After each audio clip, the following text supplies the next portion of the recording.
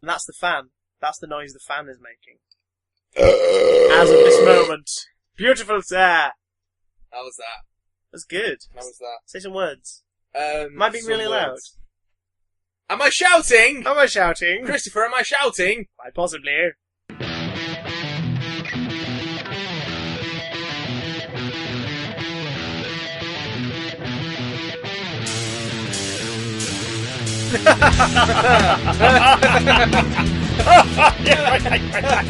The trick, of course, is, you see, I just stick my thumb in the peach and leave it there. Oh, okay. Welcome. That makes sense. Welcome, one and all, to the Big Damn Quaist.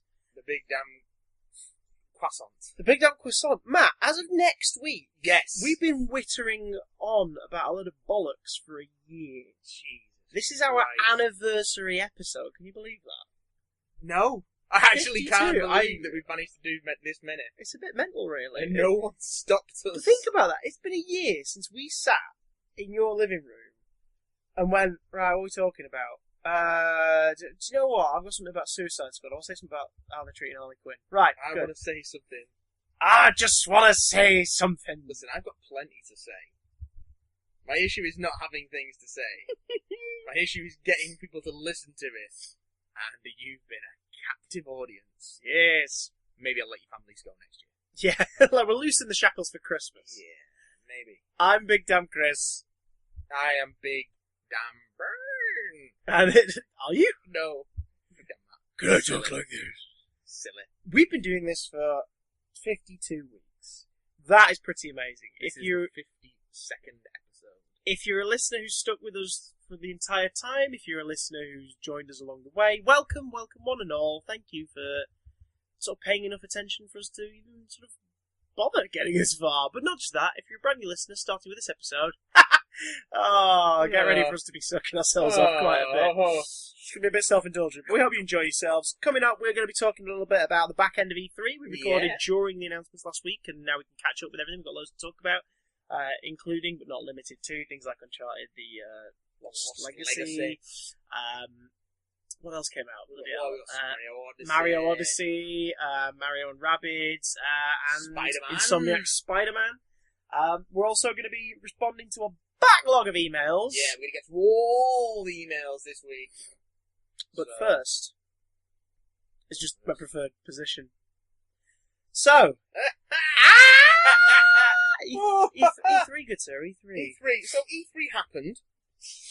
It was, and based on which stream you're watching, it happened well, or not so well. Tragically. This year has basically just been games. Because the Switch is out, PS4 is out, PS4 Pro's out. Microsoft did announce the Xbox One X, which is previously the Scorpio. Yes. And that's a real powerful console. I'm just not Bane over. I can't help it, I'm excited. Oh, stop drinking, Bane. It's for your own good. Look, I just don't recognise you anymore. I need you to come off the Venom. Come off the Venom for me. This is an intervention and we're all your friends here. For those not paying for the live video feed subscription of the podcast, Matt is talking to a Bane action figure. He's not an action figure, he's a real boy. He's a real Bane. A real boy. I'm a real Bane. I've got no strings to hold me down. That's the other side. What did we get? We got. Well, let's talk Nintendo's offerings. Nintendo looks interesting. Nintendo were doing that weird thing where they go in, and we've got this game in development. If you're lucky, we'll show a title logo. That's it! Yeah. Like, they literally... Because what happened a couple of weeks ago was they announced that Pokemon Ultra Moon and Ultra Sun are coming to 3DS. Yes. Now these are the, like... Well, what is it? Pokemon Yellow to Pokemon Red. Pokemon Crystal to Pokemon Gold. The Pokemon Emerald to Pokemon Ruby. So is it one game? Called Ultra Sun, Ultra Moon? Oh! Ultra Sun and Ultra Moon. Okay.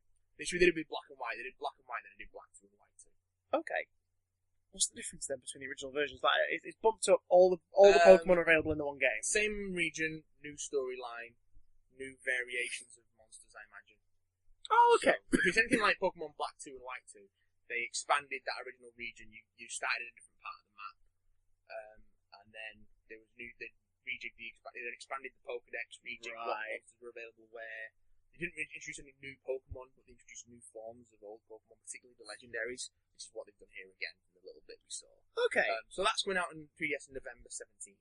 And everyone who bought a Switch was like, why isn't it coming out on the Switch? Yeah. Why isn't it coming out on the Switch? So one of the segments, like basically Nintendo's E3 presents, apart from the show floor stuff, was a 25-minute long video that they played. Yeah. There's no physical press conference. But that's Nintendo do their own thing, and I've been doing it for years. So they literally got the guy, like the lead designer on the Pokemon games, like, hey, we're really working hard on a core Pokemon game for the Nintendo Switch. Please look forward to it. Bye. It's like, okay. It's like, we need to say something. Okay. Right, well, just tell them that we're working on a thing. Can we tell them what the title is? No. They've definitely not decided yet. Well, that's the thing. The reason why it doesn't surprise me that Ultra Sun and Ultra Moon aren't coming to Switch is because they've never split the generation. So Pokemon games have always been like Black 2 and White 2 were 5th generation games that came out on the original DS when the 3DS was already out. Like Black and White came out just after the 3DS did, I think. Okay. So those 5th gen games were all on the original DS. Thankfully the 3DS is backwards compatible, so it didn't really matter.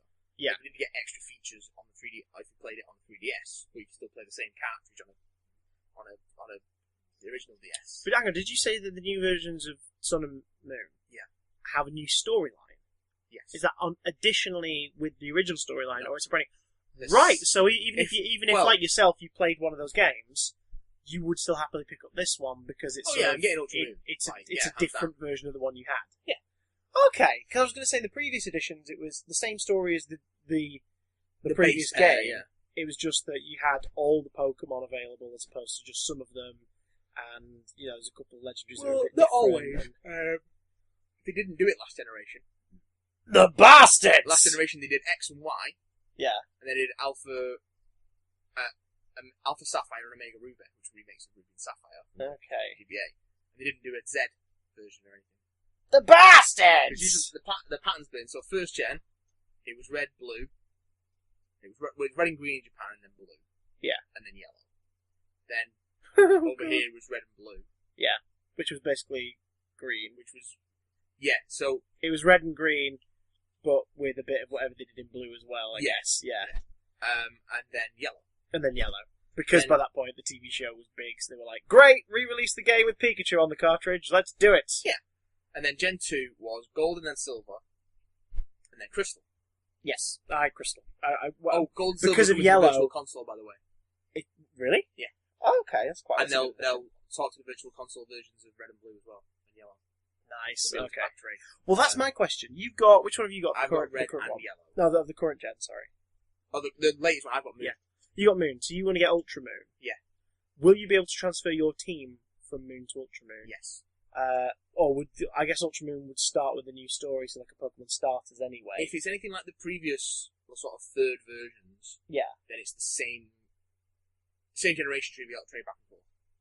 Okay, so like if you start a new character, you could pick a different starter, for example, and then just go, and here's all my favourites! Yes. Over they go! Especially now because they've got Pokemon Bank, which is the internet-based storage system where you can store all your Pokemon from the 6th generation onwards. Mhm.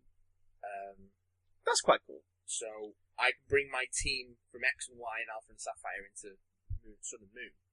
So basically, Well, they can't go if you back to finish up to if you those- finish the story and catch every possible Pokemon in Moon, Yeah. then it's not a waste of time because every bit of work you did on your collection in that game, you can now just bring on over to the other one. Kind of. I mean, it is a waste of time because it's a Pokemon game.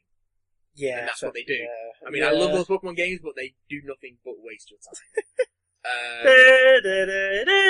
know. 3 hours have gone by. I've wasted a lot of time. I would have wasted more time. Part of the reason I've been so productive in these last 2 weeks is because my 3DS has been away for repair. Oh, what happened to it? The cartridge slot is playing. Oh, sugar. Where have you taken it? I sent it to Nintendo. What?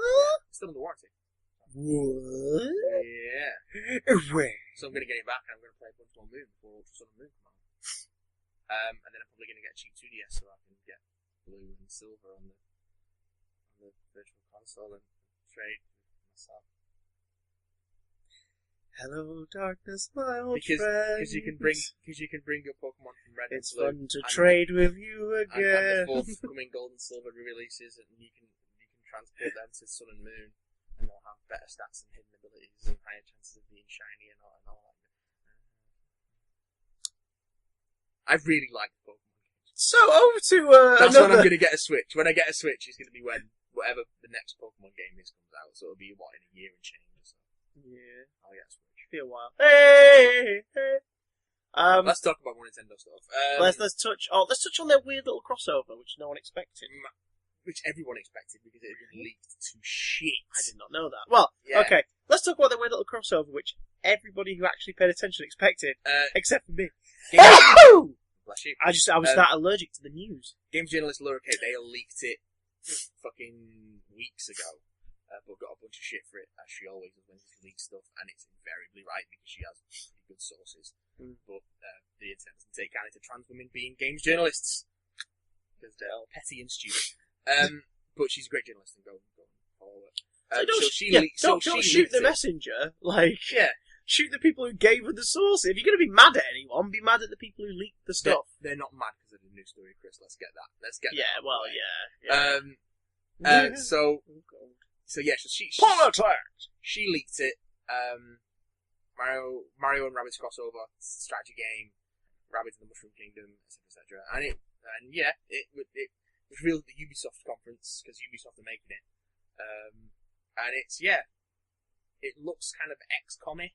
Yeah. Like tile-based strategy. It's got small teams. No, let me get this right. The Rabbids originated from Rayman, right? Yes. So technically... The first Rabbids game was called Rayman Rabid Rabbids. Yeah.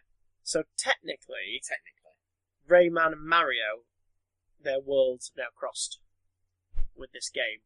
Yes. Not in the strict... The Rabbids are sort of like the minions of games. They're the proto minions. Well, I mean, they're basically the same. Some could argue the minions were essentially nicked from the Rabbids. Yeah, but they're vastly more successful. But I don't think the Rabbids would ever claim the blame for that.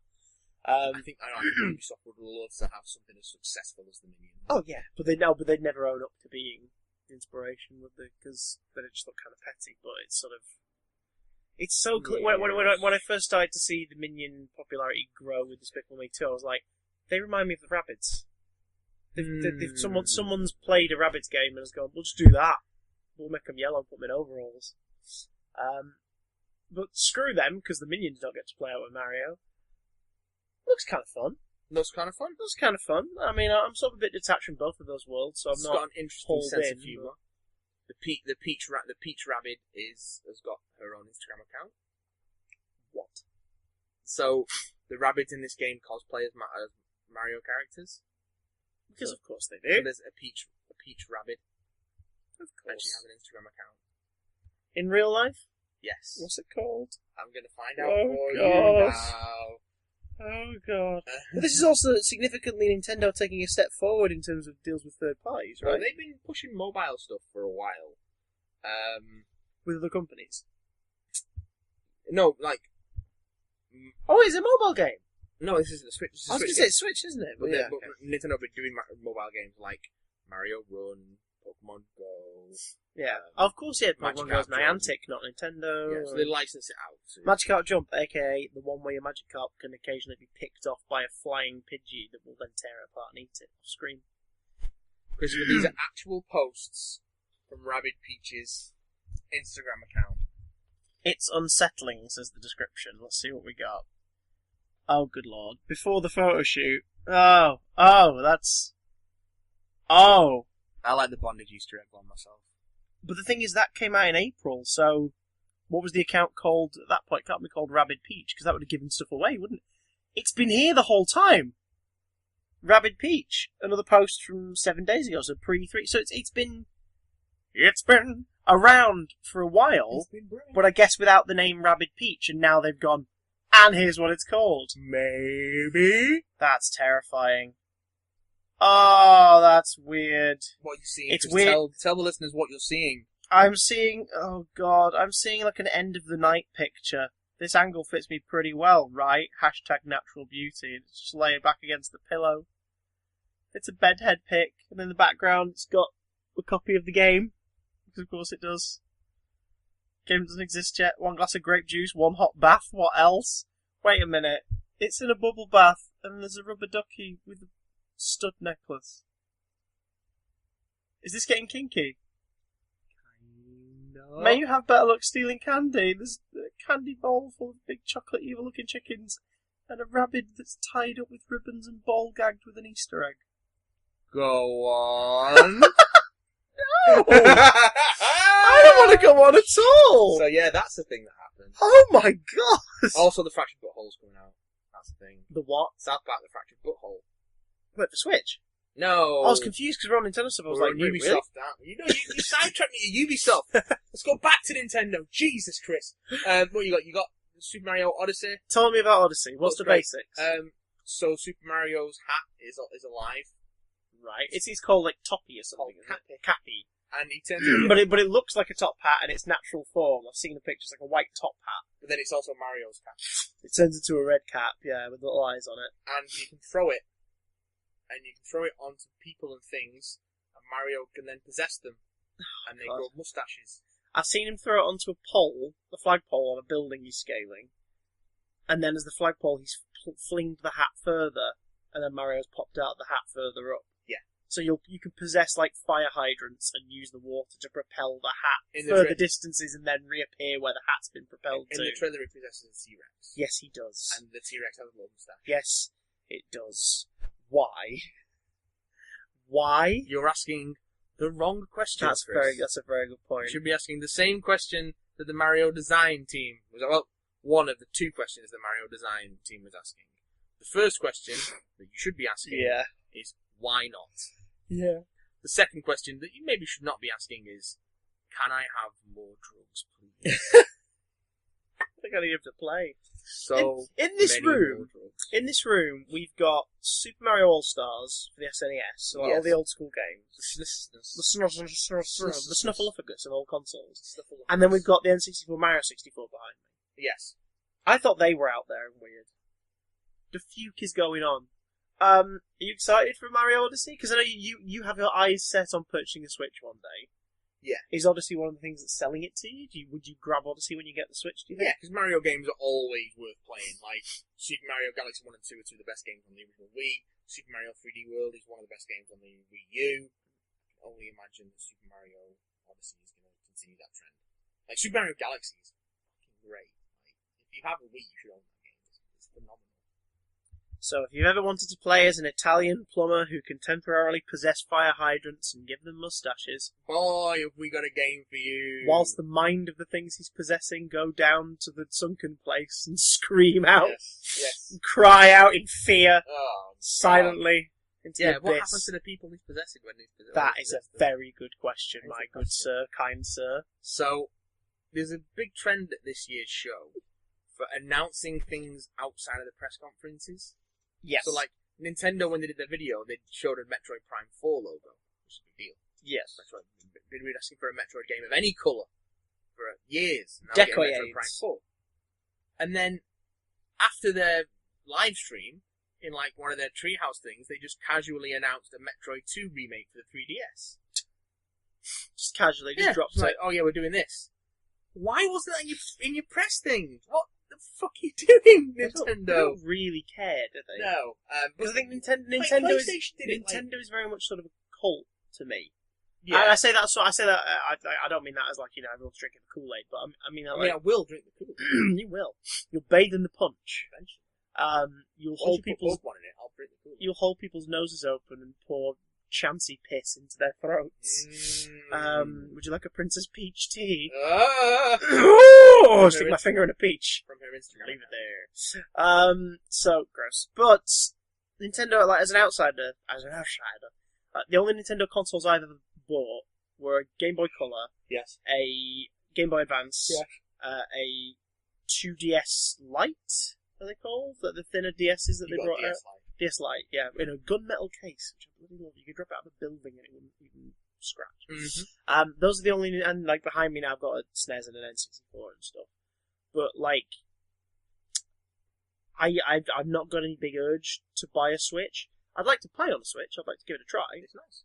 It's nice. Oh, I've got a Wii as well. I've got a Wii. But I can wait till after this. I'm not going to entertain you with a laugh.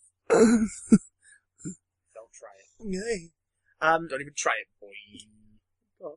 But the point I'm making is, like, I feel like they're almost that blasé about it. Because they're just like, oh, we know you'll all buy it. We know you'll buy it. Give a fuck. Because we've got like a fan base of like 40 billion people who are going to buy whatever we put out. They don't treat well. Like they've announced their online thing now, and that's like £4 a month, $4 a month or something to play online on the Switch. But there's no voice chat or messaging or friend requests. So basically, unless you're really passionate about Splatoon 2, all that is in for? there. All that is part of the service. You have to do it all via the app on your phone. You can't do it on the Switch. For God's sake.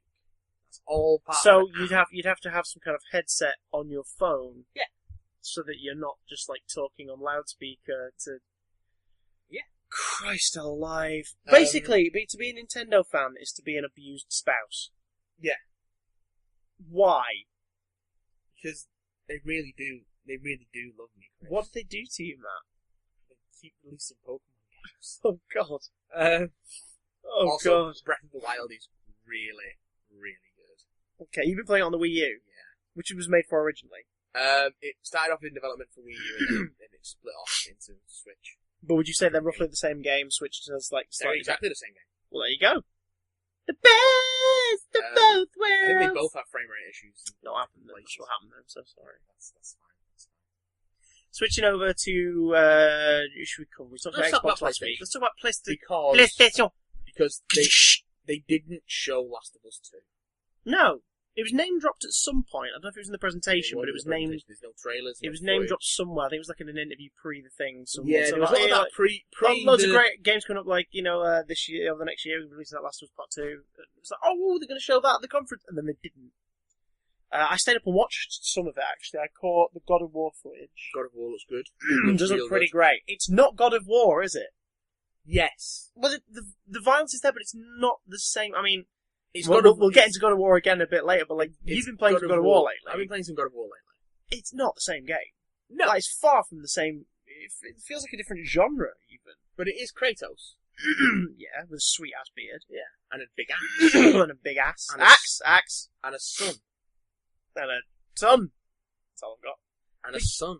Son! Gotta get them guns, son! He seems like he's mellowed a lot.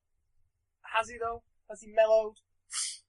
On the surf, oh yes. I don't think he has mellowed. I think he's aged like a fine wine. Fine demigod-esque wine. He's been left in the barrel for too long and now he's gone to vinegar. Nice. I mean, ew, but nice. But also, Norse mythology. Huzzah!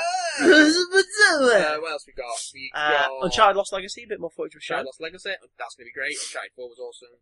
And like also that. nicely being reduced. Like if you bought, because originally it was DLC, wasn't it? Yeah. So if you paid for like the ultimate version of Uncharted 4 back in the day, you get Lost Legacy free. You'll get the download free. For the rest of us, it's like, what? So it's a DLC that turned into like a 6-7 hour campaign? No, we want it. We want to play it. And it's like, okay, well, it's going to come out physical and digital, and it's going to be relatively low priced. Yeah. Last I checked for the UK, the physical copy is going to be $29.99, and the digital copy is going to be $24.99. I would like it to be 20. Me too. I'd rather the physical be 25 and the digital be 20. That'll come down to how much things are worth to you, really. Yeah. As an Uncharted fan, I'd like it on my shelf next to Do you like the zombie collection. games? I do enjoy the occasional zombie game. I think, What about Days Gone? now, what is Days Gone? Good sir, kind sir. It's a bunch of bikers and lots and lots and lots and lots and lots of zombies. Oh, I thought you were going to say It chickens. looks fine. It looks like a zombie game where there's loads of zombies on screen at once. Okay. What's the one by the guy who thinks he's a cinematographer because two of his games have been sort of like films, but people could probably do it better? Oh, David Cage. That's the one. Who did Heavy Rain and Admittedly, I enjoy Heavy Rain. They're on PlayStation now. I'm probably going to check them out at some point. Heavy Rain's a lot of fun, and I've not played Beyond Two Souls. They keep coming up in a sale. In fact, I think Beyond Two Souls is in our local Asda on PS3 for like £5. They bundled them and re-released them for like £6. On the Occasionally, PS4. they go down to like £6 on the sales. I've got the original copy of Heavy Rain now. I picked it up on release, so my father-in-law's borrowing it. And he's not really finished with it. and I love it because it's got the origami killer. Like when you're first installing the game, there's a little piece of paper in there, and it teaches you how to do the little crane. No, not that yet. I never had that glitch, so I never got to live that. But like so basically, you make the little origami figure that's in the cover. So it's like, oh wow, the game just randomly came with a collector's item. That's quite cool, because it's obviously like printed on things, so it looks all bloody and wet. I enjoyed Heavy Rain. I played it twice, I think, and I mean, I'm going to play about 7 other times to get all the endings. But I played about 5 minutes of it. I was like, this seems fine. From the beginning, because that's not the best 5 minutes to play. No. The beginning, it's more like, than 5 there's minutes. like an It was hour. a couple of There's like an hour of depressed dad simulator. Yeah. Where you're just walking around your own house I did going, that stuff. oh, this is how things work. You don't get any trophies for any of that shit. I did the detective with his magic boots. Yeah. Yeah. Yeah, the crime scene near the train station. Yeah. Yeah. I did some other bits and pieces. I didn't play Beyond Two Souls, but I wanted to. The game that got constantly confused with The Last of Us because they came out around the same time. And Ellie bears is it Ellie in The Last of Us? Ellie in The Last of Us bears a striking resemblance to Ellen Page. She looks a lot more like Ellen Page pre-release. Yeah. By the time it came out, they tweaked it to make it look more like Ashley Johnson, who is a voice and motion capture. Which Ellen Page and her management got really annoyed about, because a lot of people continued to ask her about The Last of Us and working for Naughty Dog, and they were like, how many more times do we have to say I'm not involved in that game?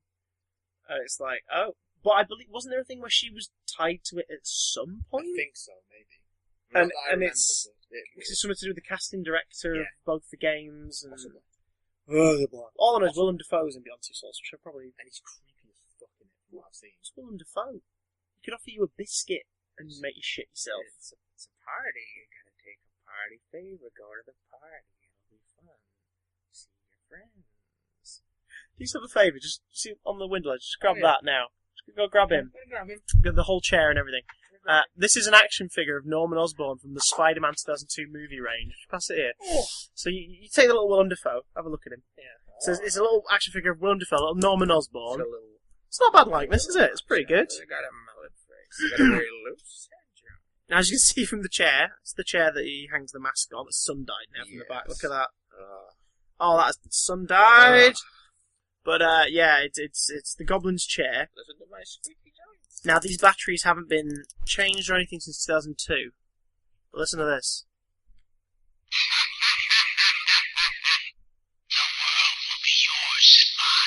And then my favourite one, if you look at the eyes glowing while he talks, my favourite one. All things he definitely would not have said to himself. Look, I never realised how sun-dyed this had become.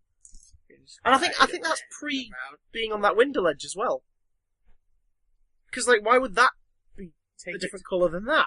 Because they're different plastics, maybe. No, they're the same plastic. How very strange. I think you've just been masturbating with it too much. That is true. I do like to wrap a little plastic Willem Dafoe around my cock. Well, who doesn't? Who doesn't? Speaking of Norman Osborn, Spider-Man was a thing. That ended the presentation. Got to see a nice, lovely long trailer. Lots of QuickTime events. Yeah. However, mid-cinematic. Yeah. Well, so I'm kind of fine with that because it sort of keeps you in paying attention. You can't just casually, you can't put the controller down during those bits. Well, as E3 went on and journalists started to get hands-on time with it and stuff, that's the devs of Insomniac making it, who made Ratchet and Clank and great games.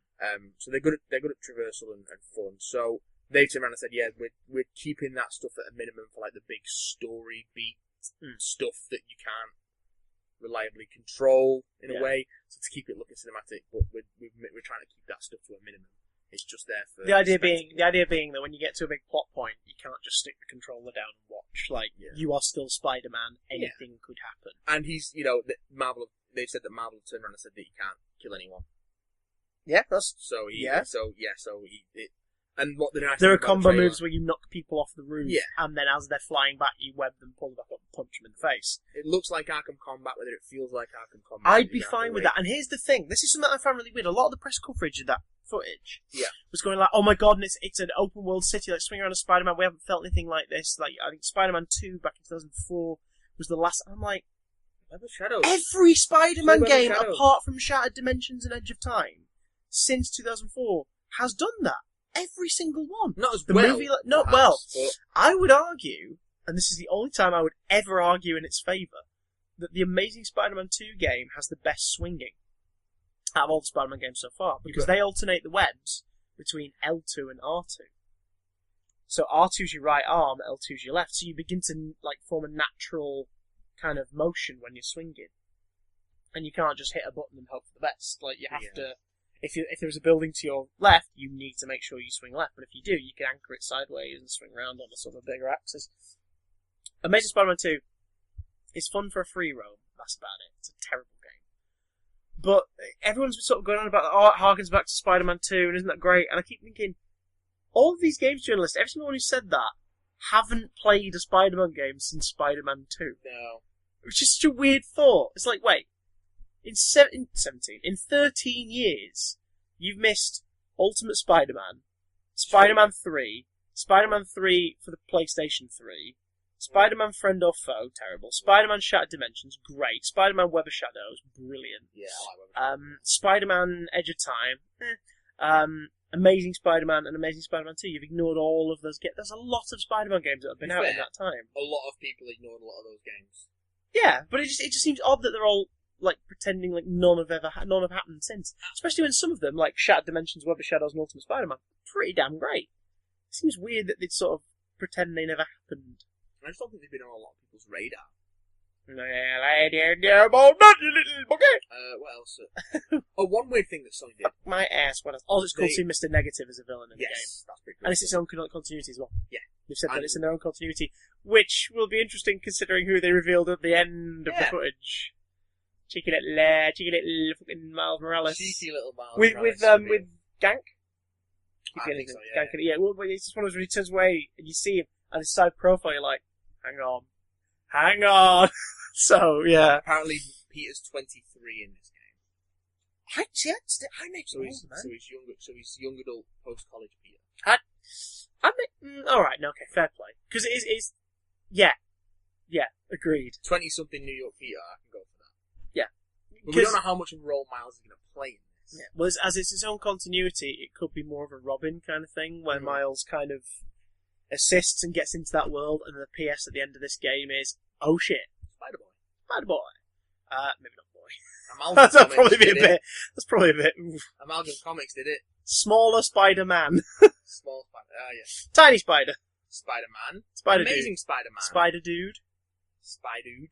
Spadude. Spadude.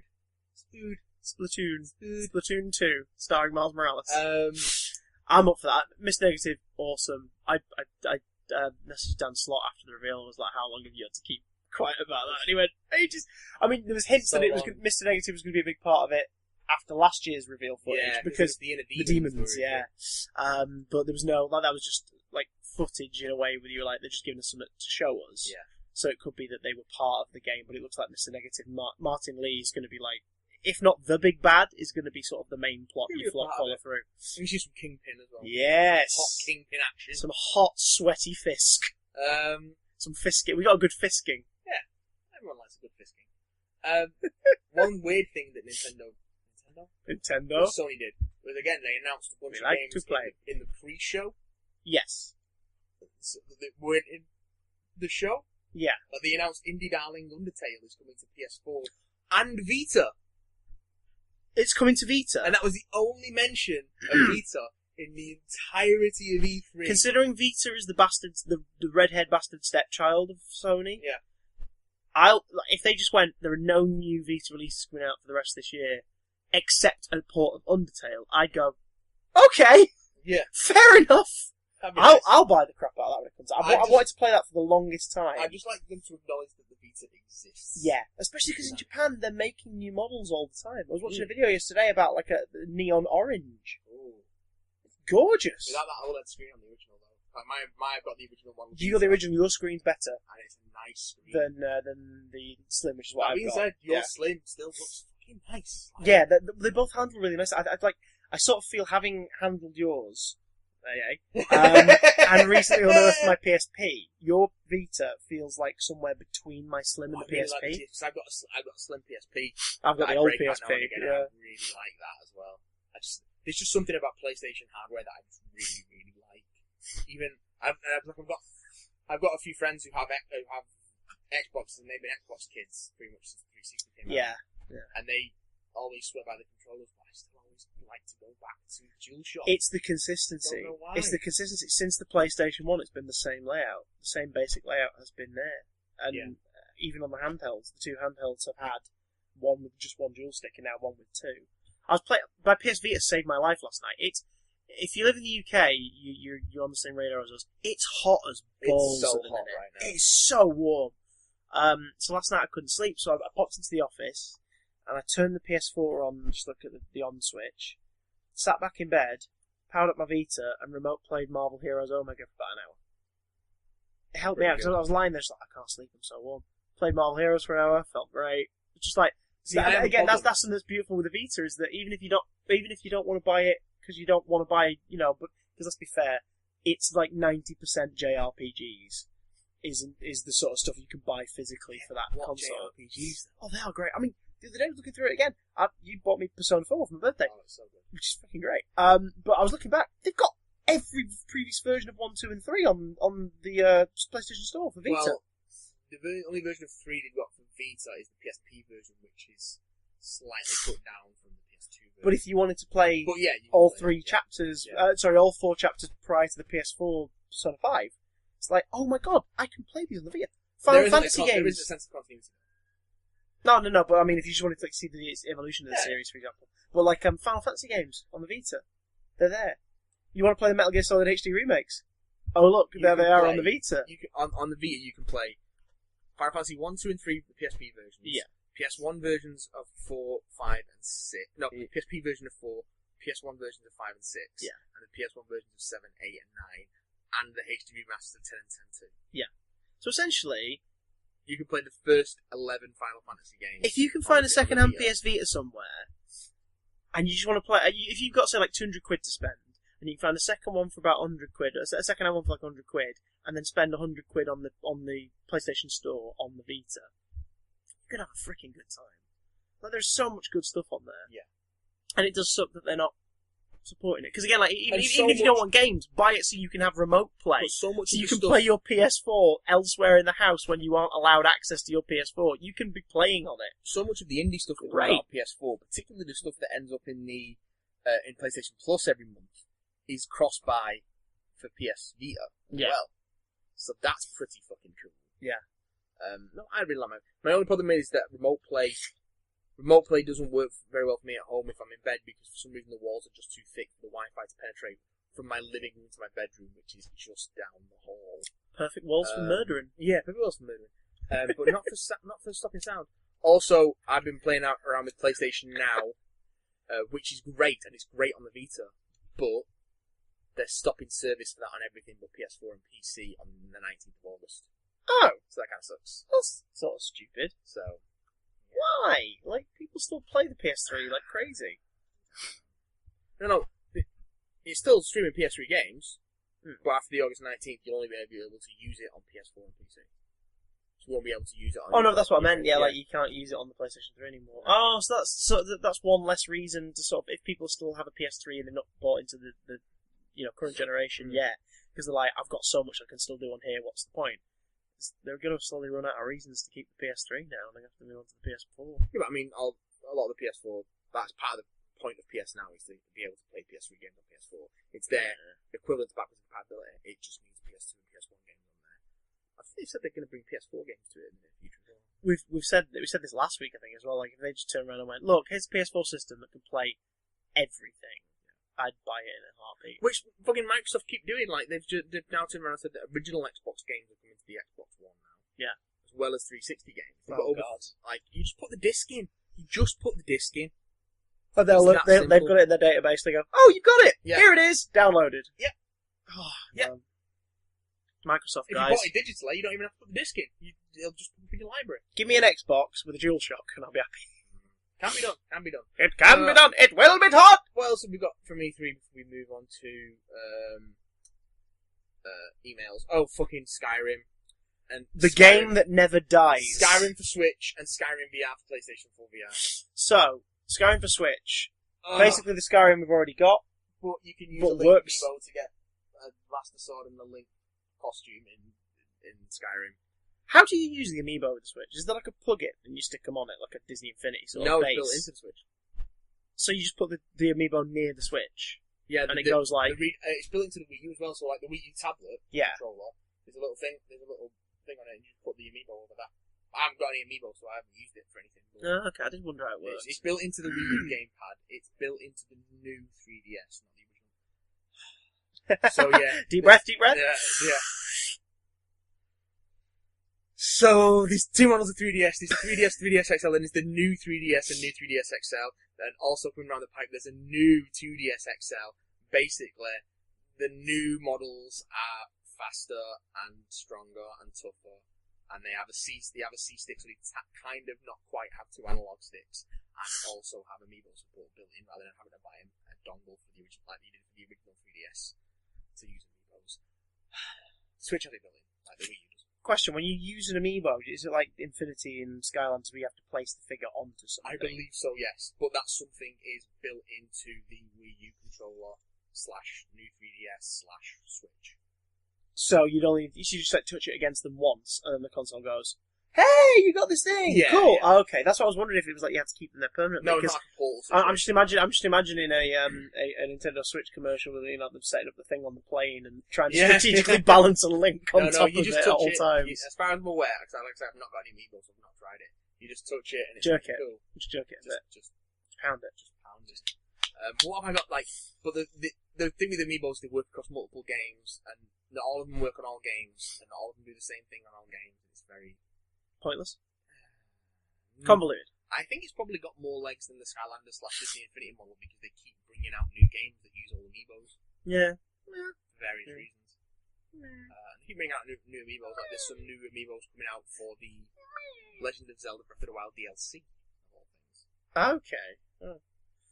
So Zelda amiibo, Link amiibo specifically, can interact with Skyrim for Switch. Yeah.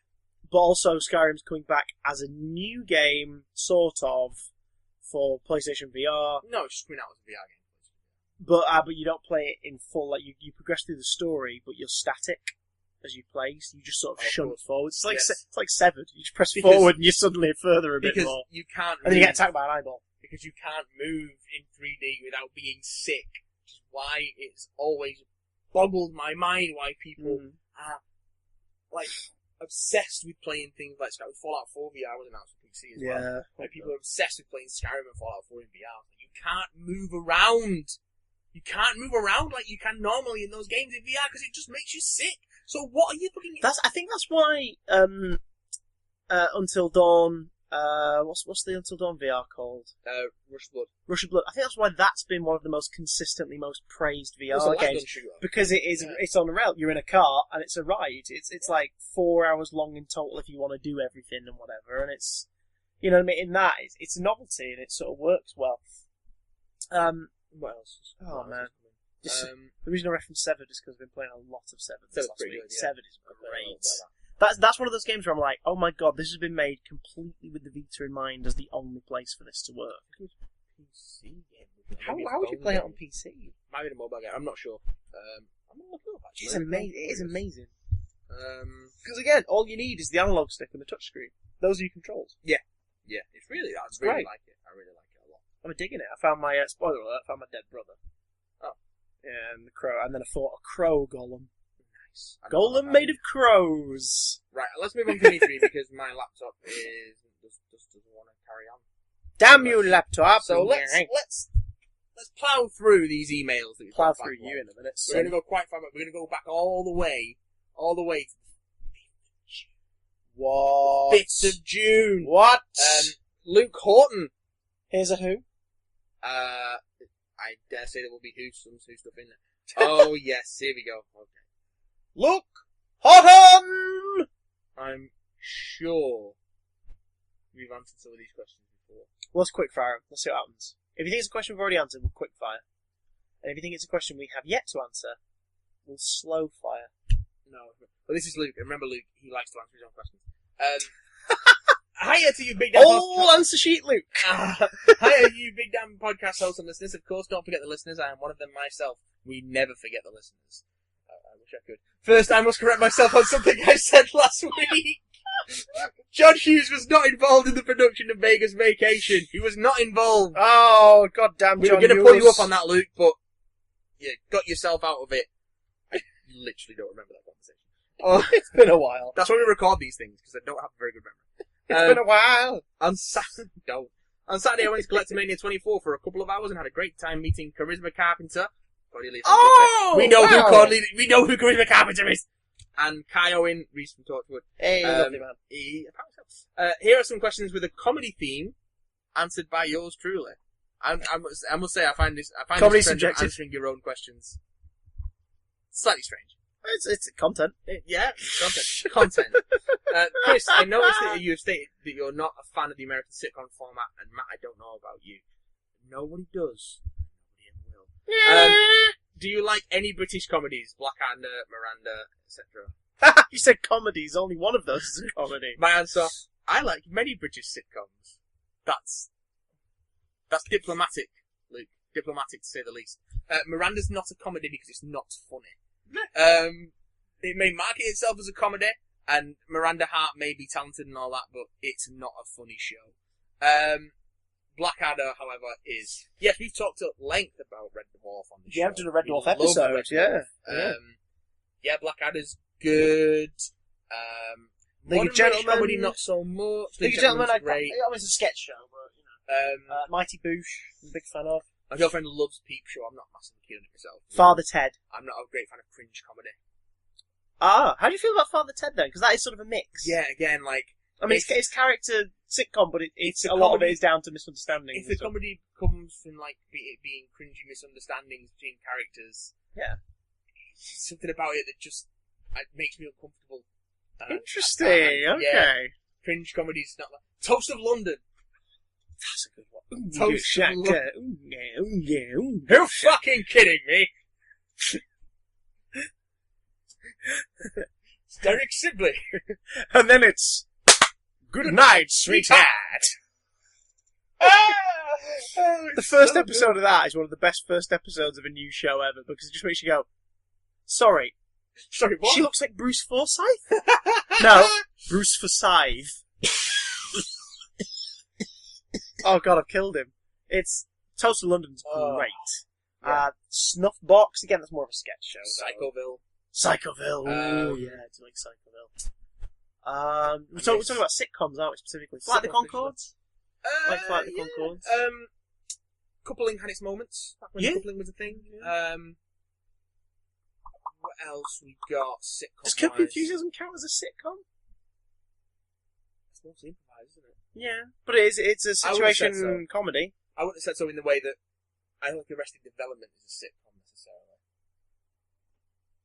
I think they sort of bleed into something else, don't they? Yeah. Like, you wouldn't count The Office, either version, as a sitcom, but it kind of is. It is but a sitcom, it but isn't. at the same time, it's like, it's kind of its own thing. And I like the American Office. I might like it more than like the British Office. Yeah, me too. Because of the way it focuses on the side characters more after the first season. Rather than it just all being about the manager. Black Books. Black Books. Got some Black Books. I'm Alan Partridge. Quite like a lot, actually. Anything with Alan Partridge in it. Oh. I'm trying to think. Does the Muppet Show? I know it's a variety show, but it's a show about the people making the variety show. I guess it's a comedy, yeah. The Muppet Show is, and I don't mean the recent mockumentary. I've not seen that. I mean the Muppet Show. Parks and Rec. Yeah, I've still not got into that. I've great. got a feeling I need to skip. I've got a feeling I need to randomly just start from like series 2. I've seen all of it. Because I started series 1 and I wasn't bowled over. But you get more Chris Pratt in series 2. well then, sign me up for a health-based prescription. Fucking wonderful in that show. He's so good in it. I've seen a lot of the outtakes where he just screws people over like crazy. Which is a lot of fun to watch. Nick Offerman's amazing. Amy Poehler's amazing. Aubrey Plaza is fucking incredible. Everyone in that show is incredible. Aziz Ansari's fantastic. It's so good. Yeah, no, I like a lot of comedies, but there's also a lot of comedies that are really, really popular. I tend not to like. I think Big Bang Theory is dog shit. Yeah, no, I agree. If you enjoy it, great, but we will send you a care package Yeah. of things that we think you would benefit from more. I think Friends has its moments, but it's very. I don't Very get it. I don't get why that was as Um, big as it was. I'll think. never understand that. Yeah. The only episode of Friends that has ever actually made me proper belly laugh was the one where Ross gets a spray tan. I don't think Family Guy or American Dad is funny anymore. No. But we watched an American Dad episode last night. Well, my girlfriend did. That was fuck right. So Stan drinks a bottle of what's his wife's name? Francine's wine, and then he has to go. Him and Roger have to go on a quest to recreate it by. Hang on, that's the plot of a Black Books episode. And then Roger ends up living in a town, and it's basically a whole episode pastiche of Sleeping with the Enemy with Roger as Julia Roberts. Only it turns out that the man she falls in love with is leading an evil cult, and Stan comes to save. And we watched the whole episode, and neither of us laughed once. Yeah. Not even. It thinks not it's even funnier than it is. It was absolutely leaden. South Park's very up and down, but mostly good. Bob's Burgers is fucking great. Give Bob Burgers a watch. I give Archer a push. I quite like the first series. I've not seen more than the first series. I'm way behind on it, but I do quite like it. Because that's another show that just changes genre, doesn't it? A couple of times, like it changes format with no explanation. It's like, now it's a 40s detective show. It's like, okay, fair enough. For anything from the first 10 years of The Simpsons. Yeah. First 3 years of Family Guy before its cancellation, I recommend. We've been watching recent Simpsons episodes on and off, and just like... They're fine. They're fine. Not laughing at all. It's when do you know what feels weird with The Simpsons? Whenever they mention technology from the last 10 years. Yeah. It feels really strange, because it feels like they exist. In a bubble. Yeah. Like, They're in the late 80s, early 90s bubble. When I first noticed in the recent years their TV was now a flat screen, yeah, I was like, oh, that's alright, because they didn't make a thing of it. It's just like, oh shit, that is what TV... Okay. That's what TVs are now. Fair enough. Like, it was a big change, but it was subtle. The only time I ever really noticed it was the back of it in the corner of the couch gag. And that was it. I was like, oh god, it's a flat screen. Oh, okay. But it's when Bart's like doing stuff on an app. And I'm just like, this feels weird. Yeah. This feels so weird. Favourite action comedy film? Oh god. The Naked Gun. Naked Gun is great. I do love the Naked Gun trilogy. Favourite action comedy film? My god. Action comedy. Does the original Casino Royale count as an action comedy or more just a comedy? Because that's a lot of fun. I think it's more just a comedy. David Niven, Peter Sellers, the original Woody Allen. Pretty fucking great. That is pretty good. Action comedy. Nice Guys. I'd count that as an action comedy. Guys? I really enjoyed that. Oh, that's a tough one. Kiss Kiss Bang Bang is the same, basically. It's more a musical, but it's got the best car chase in cinema history. Blues Brothers is... Oh, in fact, there it is. Going by. Hey! Woo! Nice. Little cameo from Chicken Elwood there. Love it. We'd like to thank all the representatives of the Illinois law enforcement community who've chosen to join us in the Palace Ballroom at this time. Action comedy. I don't know. I don't think on that one. I mean... Anything Schwarzenegger did in the late 80s, early 90s, essentially. Last Action Hero. Oh, yeah, no, that's a good one. Another Shane Black script as well. Is it? Yeah. I didn't know that. Oh. I think there was other people writing on it as well, but I think he was Hot Fuzz! Hot Fuzz! Yeah. There we go. I think that takes the cake, to be honest. Look at the size of his Favourite horse. comedy group? My answer, Monty Python. We know exactly what both our answers are going to be, don't we? League of Gentlemen. Yeah. League of Gentlemen. They've not produced a lot, like, in terms of stuff that you can go back on. Python Python a very close second. Yeah, but Python also worked together for very long. That's true. Well, yeah, they've been on and off with the films afterwards, I suppose. Like they got back together enough. Very on and off. Yeah. I mean, no, we said Monty Python, not Eric Idle presents Monty Python. Snap! Best joke. My answer, I can't think of any. We'll try to have one ready for next week. Hashtag DWSR. My favourite joke. That's going to get us in trouble. If the answer to the question is my cock Robin, what's the question?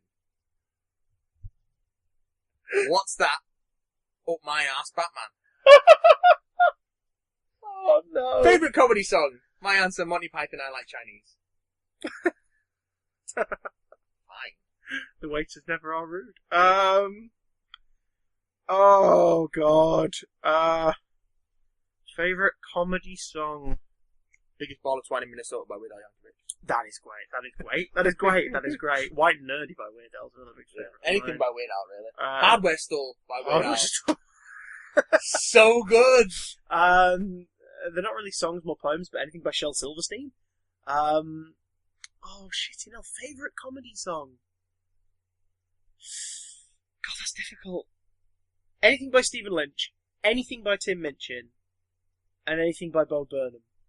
Pretty much. Bo's pretty fucking good. Especially... Bo, haven't we? Yeah, oh Saw God. Bo together. Bo. Oh my God. Yeah, the Shepherd's Bush Empire. Yeah, because that was, I've seen him 3 times, so I got a bit confused. I was like, when did we... What? Yes, we did. Because it was after he'd done Words, and he was preparing material for the What tour. So it was a mix of, because he didn't do many UK dates at that point, he just did the French. It was a mix of Words, and some new stuff he was testing, including poetry, which showed up in What. Nerds. That was like when he was first practicing Nerds, which is... Because the thing is with Bo Burnham, my favourite Bo Burnham songs aren't the funny ones. They're the ones that are kind of depressing, the more you think about them. Like Nerds, like the Kanye rant from the end of Make Happy, like Art is Dead.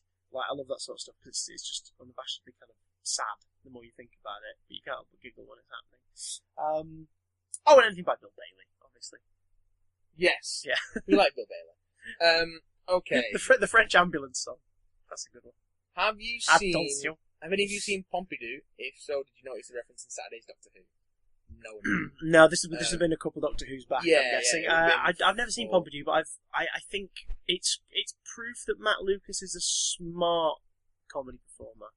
Because he went, do you know what we've not had since Mr. Bean? A relatively silent comedy show that can translate to multiple territories quite easily. Yeah. And he made it. I think did they do a whole series to the BBC, I'm not sure. then Netflix, and I think a second order's been made. But yeah, I mean that's it's a smart move. It's a smart move. Yeah. Good on him. Thanks for answering these questions. Hope this didn't end up in your spam. Lovely spam! Wonderful spam! By the by, any suggestions for ways to say goodbye at the end of these emails and run out of ideas like many American sitcoms are starting to?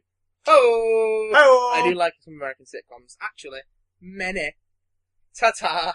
Well, that's how you should end every email. Luke, just like with an extra sentence. American sitcoms. Just say bye. That's all you need to do. You don't have to be... I'll just cut off in the middle. See, you just cut off in the middle of a sentence like that. That's how you do it. With a dash. Ian! Hey! Ian! He's got some quick shot reviews. Fire them at us, Matt, with your cannon, your mouth cannon. We've not read this one, have we? No, we've not. No, we haven't. Because we're behind, I've lost track. Dear CJW. Epic review email. What? My mini review of Alien Covenant. Oh, meats! Fine, I laughed a lot, especially about the backburster. Also I don't think predicted. that was the thing that they wanted you to do. Can't wait for the art book. 7 out of 10. Can't wait for the art book. I agree with that. That's a good review. I wasn't laughing at the backburster though, but okay. I did quite enjoy it. Can't wait for the art book. 7 out of 10. My little paragraph review of Pirates of the Caribbean 5. Oh yeah. Dead Men Tell No Tales / Salazar's Revenge. It was like a 2002 sequel where it's the kids in the main cast. Also, isn't this the third goodbye now? Yeah, 7 out of 10 for different reasons than Alien Covenant. I think you and I have very different ideas about what 7 out of 10 means. Just gonna put that out there. My 5-word review of Wonder Woman. Haven't seen it, probably won't. What? No, I would. I would go see it. It's better than Pirates of the Caribbean 5 and Alien Covenant put together. Yeah. It's better than 7 out of 10, I'll tell you that. My 5-word review of Extremist. Very Moffat, creative, great ideas. 8 out of 10. We definitely have differences of opinion here. My 5-word review of The Pyramid at the End of the World. Really just more setup. 5 out of 10. My 5-word review of Live the Land. Great idea, kind of big finish. 8 out of 10. I'm glad you enjoyed them. Would you rather travel through space with Roger from American Dad or different parallel universes with Stewie and Brian from Family Guy? Neither, because neither of them are funny anymore. I mean, let's be honest. Okay, if we had to pick one of those two, Stewie and Brian. Really? Because at least Brian I could have a conversation with and just lock Stewie in a box somewhere, whereas Roger is fucking sufferable. I go with Roger in the faint hope that going with Roger would accidentally lead me to Blips and Chits. And then I just get with Rick and Morty, and probably get killed. Give me Grand Favour Copper and plug this in behind you. Oh, Because I hope you're talking about your laptop. Yeah, my laptop battery isn't quite as robust as I was hoping it was. Dirty swine. Thank you, Cocker. Meats. Favourite Roald Dahl book to live action adaptation? Matilda, specifically the stage version, not the film. I like the film, but the stage version is amazing. Speaking of comedy music, that's Tim Minchin who wrote the book. Yeah. How about you, Baby Cake? I bet you're the Witches. I bet that's yours. I like the Witches, though. I thought you might. It's creepy, man. That film's creepy. Oh, the chicken out give it a happy ending. Is there any one that I like better than the Witches? I don't think there is. I've not seen the live action BFG. I hear it's good, but I've not seen it. Either Chocolate Factory adaptations. I have a soft spot. I have a soft spot for Willy Wonka and the Chocolate Factory. Willy Wonka? Willy Wonka and the Fudge Pack Factory. I do like Willy Wonka and the Chocolate Factory, I have to say. Do I like it more than The Witches? Yes, I think I do. Oh, meats. Good sir. Meats. Definitely not Charlie and the Chocolate Factory. No, which is an exercise in, Tim, maybe take 5 minutes out, Tim. I wish I could say James the Giant Peach, but it's not live action, technically. It's also not good. I think we've got a nostalgic haze for that movie. I own it. It's in this room, but I don't think it's very good. I remember liking it. Sometimes I forget when I love the other. What is going on? Just get to the giant box. Top 3 favourite Robin Although Williams David Thewlis is a movies. worm. So. Top 3 favourite Robin Williams movies, but you can't say one the other person has said. What? Alright, Who wants to go first? Oh shit, let's make a game out of it. You go first. Let's go third, then your third, then my second, then your second, then my first, and your first. Which means we have to compromise, so we might have to actually lie, just so we have a list. Okay. My third place. Mrs. Doubtfire. It's a lesson in someone being phenomenally brilliant at a concept that should be really stupid and dumb, and if it had been made at any other time with any other cast, it would have been, and instead it was really charming. Awakenings. Oh, right, okay. Reasons? Because he's fucking brilliant in it. Fair play. Touching and beautiful, and his beautiful performances from everyone. And he's not... Yeah, it's not...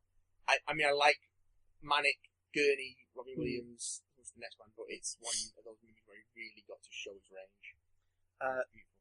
Two, again, for the emotional, just sort of watching him take a premise that shouldn't work, and he makes a great hook. The more I think about it, the more I'm like, it's not an amazing movie, but there's really something about it that's really magical, and it's him and Dustin Hoffman specifically. But he sells that film for me. So Hook in number 2, second place.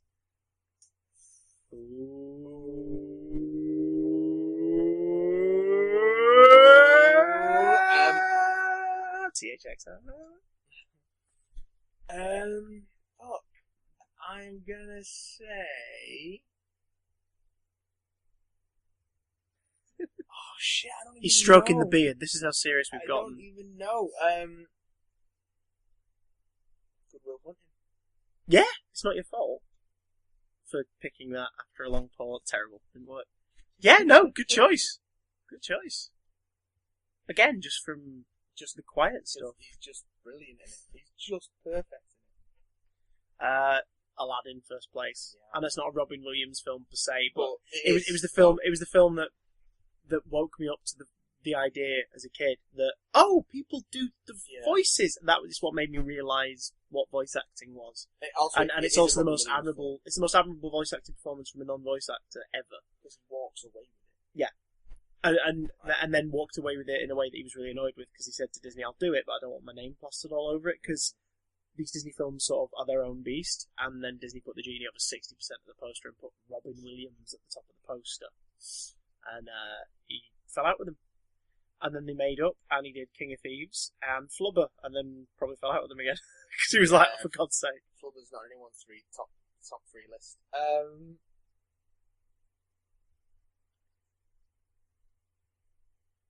I'd give an honourable mention, but if it turns out to be your number 1, then it'll completely screw you up. Yeah, you can't do that.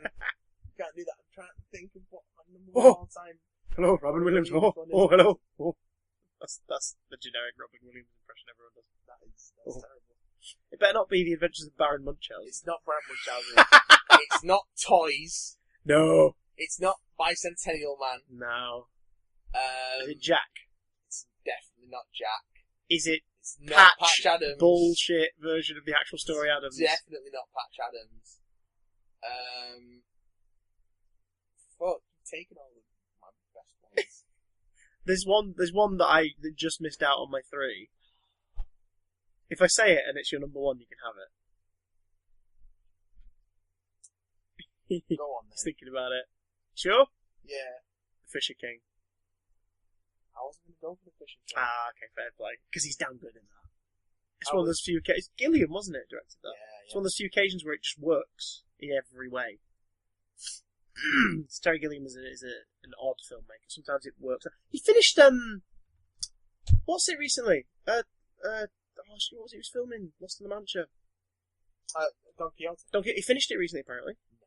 No, I've heard. I won't believe it. I've heard tell. I don't know if he finished it, or if it's sort of like a compromise, like cut of what they got and stuff. But because there was a low-key congratulations online, and then it was being kept quiet. It was like, no, don't say anything. So I think they're going to do like a big. Guess what, motherfuckers? At some point.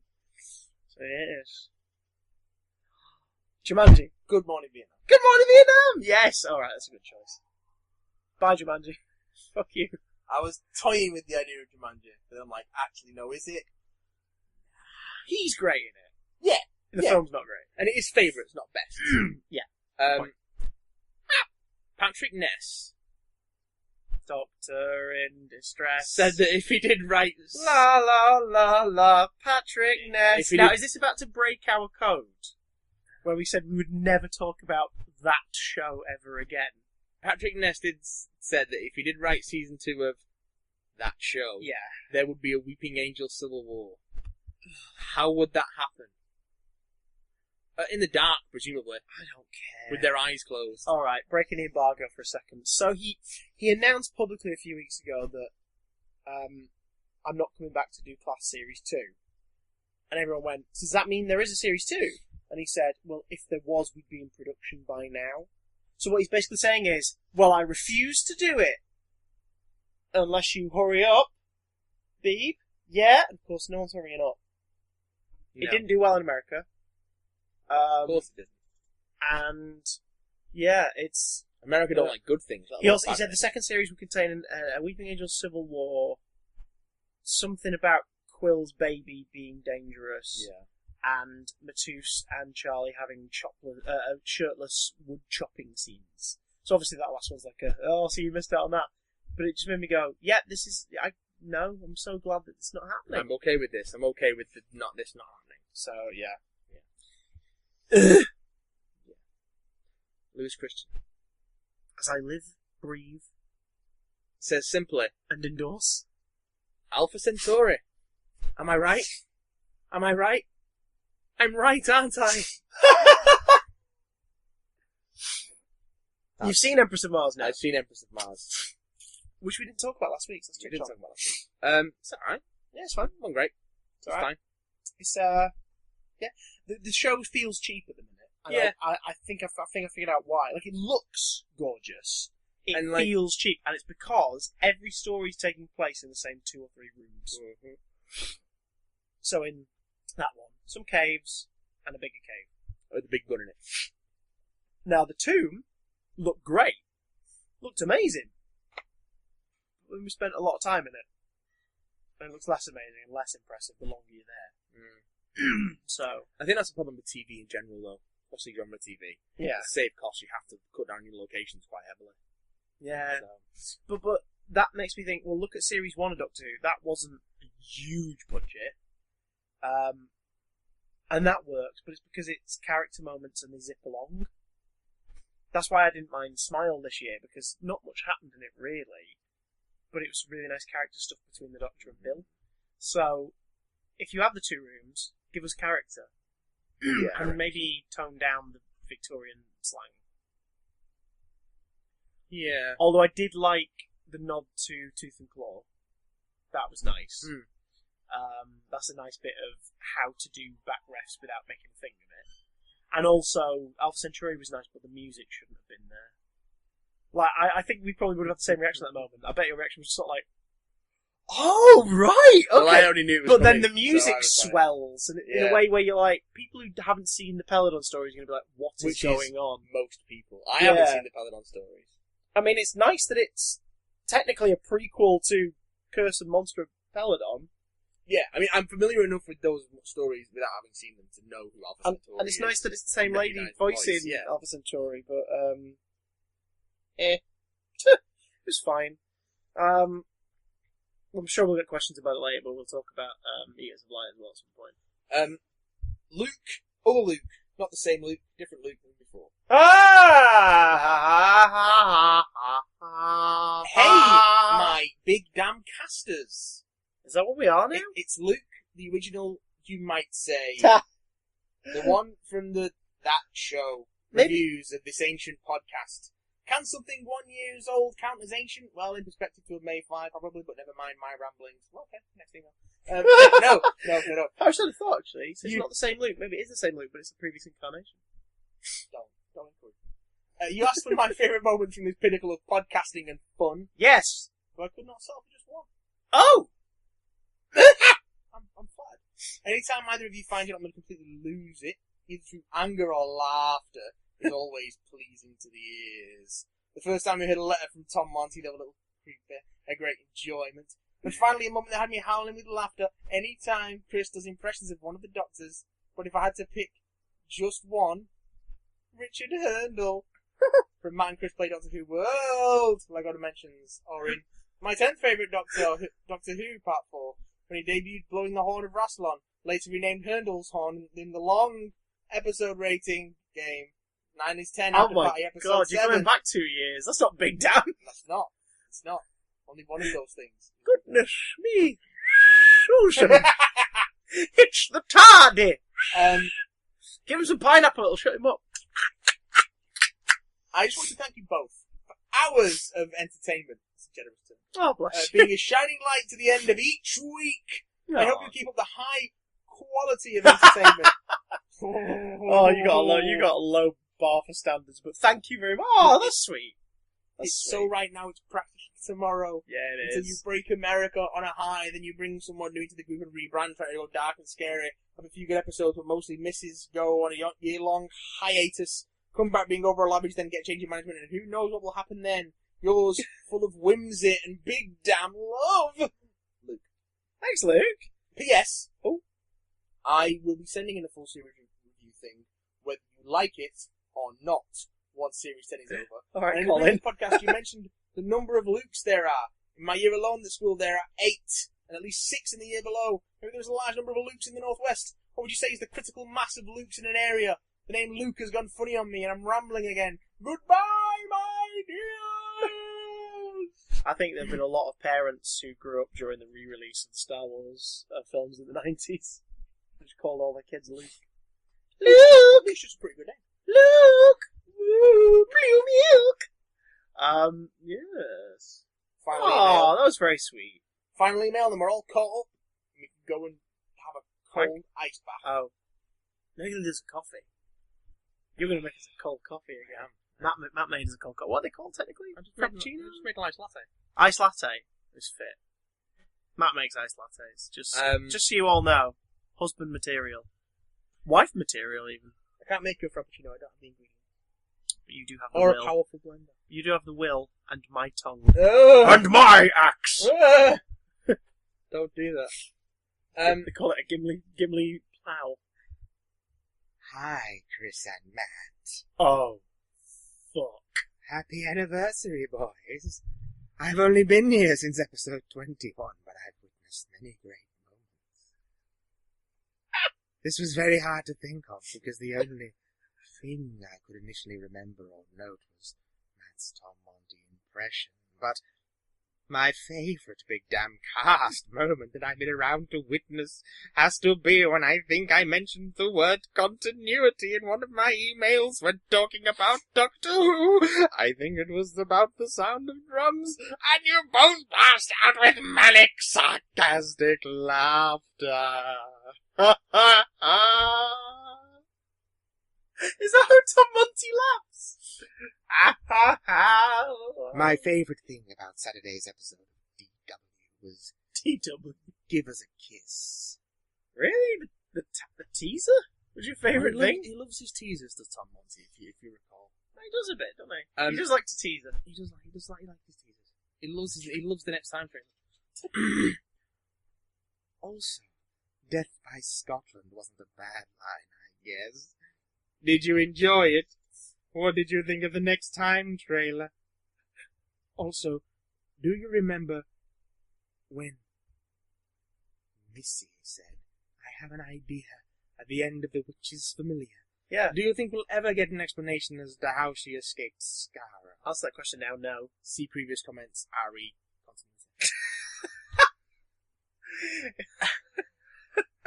Bringing it back! Apparently, there's a live Q&A after episode 12, and people are thinking that this is a perfect time to reveal the 13th Doctor, considering they're currently filming the Xmas special. Apparently.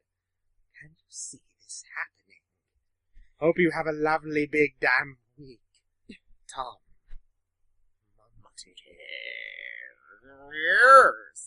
I think it's entirely possible that he's going to regenerate in episode 12.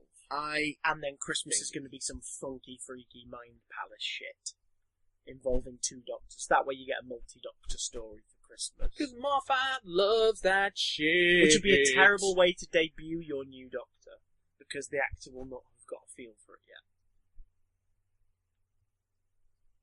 Try creating a brand new character, a version of a character yourself. Right, imagine, Matthew, if you're in. No. You're playing the Doctor. You've got some sort of idea of how you'd approach it, but obviously what you do is you sort of make a marriage of the scripts, the first block, and yourself, right? Yeah. You sort of feel around, see what happens. But in your first recording, you're playing opposite the guy currently doing it. Yeah. You're going to find yourself, via osmosis, like whether you consciously like it or not, aping them, I think. I am. I'm gonna be subconsciously moving myself towards their portrayal with a lascivious eye and a hungry, open mouth. Saying you'd suck off Peter Capaldi. Would you give your mouth to the Peter Capaldi with the red roses? I'd go down on Peter Capaldi for a shot at the Doctor.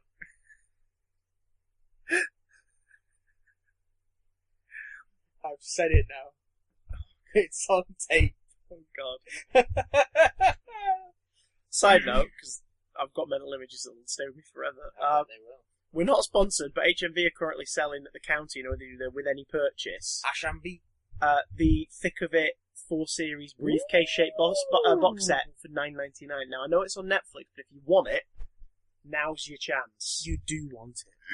Because you do want it. I think after... You do want it.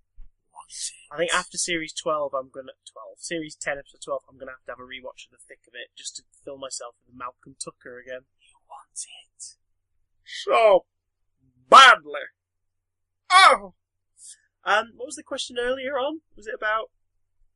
Earlier on in the email, was it a question about, God, what's this weekend's episode called? The Years of Light. Oh, it was what do we think of the next time trailer? Oh yeah, well, let's touch on Years of Light, and then we'll next time it right we up. have to. Yeah, I enjoyed it. Yeah, it was pretty good. Oh, that's fun. I think it was a bit too similar to Empress of Mars, in that it was, here's another group of soldiers from a time period stuck somewhere with a monster. Yeah, underground for a lot of it. Yeah, but Nardole and the Doctor's interactions were nice. Yeah, Nardole was up. I'm surprised by how much I've liked Nardole. Yeah, in this he's been my favourite thing about the series, which I never thought I'd say. I just did not see that coming at all. So well done to them for that. Well done, Mr. Lucas. It was nice to have Bill sort of getting some character moments again. And a lot of people I know rolled their eyes like about, she's talking about sexuality again, like they're making it a thing. It's like, well, yeah, it's a thing.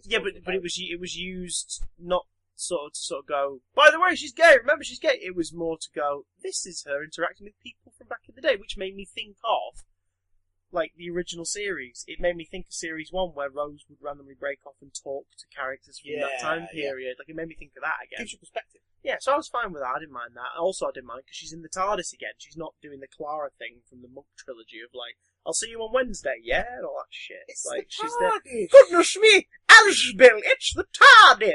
Bill. Asbill, it's the pineapple chunk. Oh, don't do that. So, I didn't mind it. I thought it was nice. I thought the ending was a bit weird. It feels like they're trying to say something and they're not saying it properly. Last week and this week. Yeah. The whole Missy stuff is like, oh, what's wrong? Are you alright? Is something wrong with you? I just find it strange. It's like, oh, she's suddenly a good guy. It's like, well, that's obviously going to turn around. Well, that's what I'm isn't it? interested in the next episode, is like seeing how that falls apart, if it falls apart. But like, why would she suddenly be a good guy? Like, Missy's been one of the more like openly murderous incarnations of the Master. Maybe she is trying. Maybe she does want to be friends again. But that would make more sense to me if there was we didn't know Gallifrey was out there still. It'd make more sense to me that the other incarnation, like, because that was the thing with the Master. At the end of Last of the Time Lords, he would rather die than let the Doctor win through kindness and love. Like, he wills himself to not regenerate so that the Doctor can't, like, keep him around and sort of try and rehabilitate him.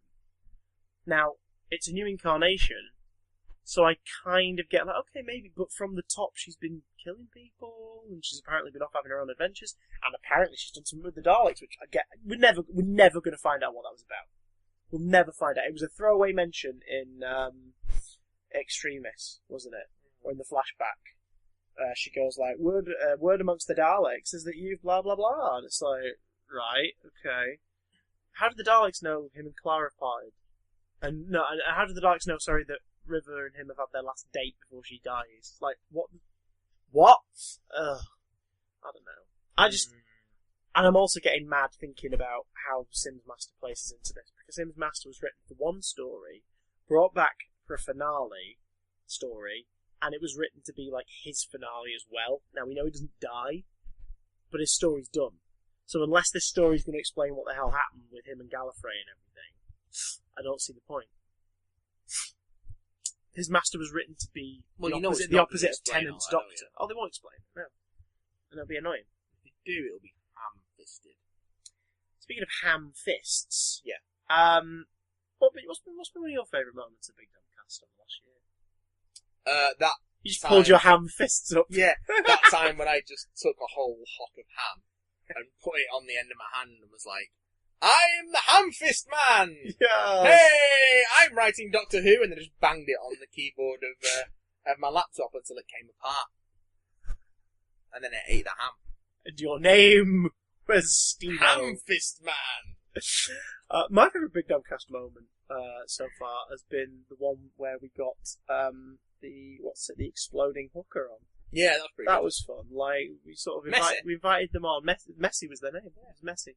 We invited them on, and we said, like, how's your job work? They're like, basically, I'm a prostitute. We're like, oh, okay, no, we're not judging. They're like, the problem is, the moment I copulate with another human being, I will explode into a million shards of flesh and bone. So we invited a lucky listener, who's over 18, obviously, to go and join them. And they had a weekend away, and the listener came back with shards of Messi in their eyes and temples. I think it was the best competition we've ever done. Messi in my eyes, Christian. Oh God.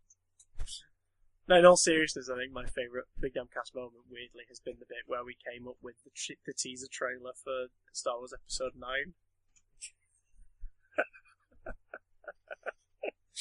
Which I think I'm gonna have to clip that up and put it in its own video, because that was magical. I think one of the most fun of having the show was when we were creating our own Marvel/DC cinematic universes. Yes, that pitch has stayed with me. The X-Men pitch. I've enjoyed pitching stuff. Yeah, I've enjoyed doing imaginary pitches. Imaginary pitches. I feel like Max Landis, but with better hair. That's a lie. No one's got better hair than Max Landis. Well, his hair's changed again. He's got like a short army cut now. No one's got better hair than Max Landis. Because if they do, he'll change it. Yeah, there you go. These are the lessons. These are the lessons of which you have learned. And the teachings. We should probably go before we melt into the fucking ground. We should. It is horribly hot. We've got a fan on. We've got a window open. We've got our ice. I'm actually falling asleep. We've got our balls in buckets of ice. But we shall not leave without some words of wisdom. Widom? As this is the first year of Big Damn Cast over and done with, what better time to end it all? So, Matt, if you'll take this glass of punch, there's yours. Will it be quick, There's Christopher? mine. And delicious. Will we feel pain? Yes, but it's what he would want. Okay. Well, before we go from this earthly plane, Before we ascend, we've got a few cheeky little announcements to make. Soonish, Big Damn Love's going to be going on a bit of a break over the YouTube channel. Not for too long, but it'll be going away for a little bit. So if you're enjoying Big Damn Love, make sure to catch the next sort of 5 episodes. Do we want to tell them what the last hurrah of Big Damn Love is going to be? It's when we drink the Kool-Aid, right? What's coming in July? What July is? The Big Damn Love's going to be ending its first season on a high, because what's happening as of starting, I believe it's this Sunday. No, Sunday after this. Sunday after this. Oh, my brain. Sunday after this. 2nd of July. And then over the course of the following 3 weeks, all between, there will be 4 Big Damn Loves, a couple podcasts, and a few bonus videos to celebrate Spider-Man Homecoming. So next Sunday, Spider-Month starts. The amazing Spider-Month! Thwip. Good sirs! So we'll be doing loads of Spider-Man content. We're going to see Homecoming. We're going to be celebrating the film. We're going to be looking back at previous Spider-Man movies, some comic book stories, and video games. So I really hope Homecoming's good, because if it's not, we're going to be out egg on our faces. We are. Well, I think we'll still have some fun content to do. We did talk positively about The Mummy last week, and it turned out to be a darn tootin' good episode, son! Also, The Mummy is terrible. Go and see The Mummy if you can, because it's awful. But not just that, starting this following Tuesday, we've got a brand new show on the Big Damn channel. Tuesday coming out at the moment, Tuesdays and Thursdays? Not Tuesdays and Thursdays, but for the foreseeable future. For the foreseeable future, I may, if people like it, I may pick it up, because I can actually produce it pretty quickly. We are proud to present the brand new show, Matthew Watson's Adventures in Backlogging. Basically, I had the idea that I've got an awful lot of video games. So many games. And I never finished them. So what I'm going to do is I'm going to enlist the help of my viewers. That's you. You! To finish my backlog. That sounds so sexual. Your help is going to be, you're going to watch me play them. That's what you're going to do. Big Damn streams are hard to organise, but we know you guys enjoy us playing stuff, and the best way to do that is for Matt to go on this giant adventure with you. So, looking forward to that. Do you want to give him a hint as to what game you start off with? Earlier on in this episode, we said we were going to talk more about it, and then we didn't. So if you can figure out what we're talking about, you figured it out. That's what the first game's going to be. It's a PS2 classic. It's violent, and there's an angry man in it. Yes. So, but enough about Rayman Legends. It's not much. There we go. It's very Greek. Yeah, Sly Cooper 3. Yeah. So, it's very Greek. Oh, God. Get into the Greek! Plus, we're going to be dishing out a few more Matt and Chris plays as well as time goes by. Yeah. So we're going to play some nonsense, slam a donk on stuff and talk on to shite. Slam a donk. And of course, don't New forget Donk City! to return back to New Donk City. I can't wait to go to New Donk City when Super Mario Odyssey comes Big out. Dank City. Return to us next Friday. We'll have another brand new episode of Big Damn Cast. Season 2. Oh, God. Episode 53. It begins. How far into the second year do you think it's going to be before we introduce Poochie? Until we had a scrappy do to the show. Well, listen, the experiments haven't been going particularly. The gene splicing just doesn't hold. And some Star Wars action figures have just fallen off the shelf in disgust. It escaped! Oh, God! It escaped! Put it down! Get the tranquilizers! Save yourself, Chris! We'll see you next week! Save yourself! Get back!